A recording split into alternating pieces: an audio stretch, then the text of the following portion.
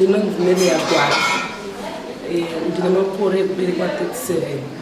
Ndakaita rape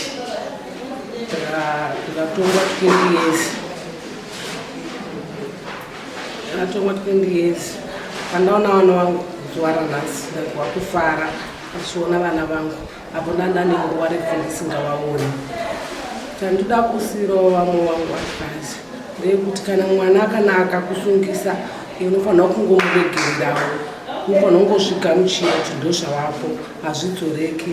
Unofanira kungomuregererawo uchingomupawo maadvice akasiyana siyana uchingomuudza kuti mwana wangu zvakaitika ndokurufanira kukuregerera. Wadzidzei uri muno? Muno ndadzidza zvakawanda nokuti ndadzidza kuziva mitemo yandisingazive. Ndasingazivi kuti vana havarohwi, ndasingazivi kuti vana vanofanira kuti vaendeswe kuchikoro. Ndozvinhu zvandadzidza nekubata vana vangu zvakanaka.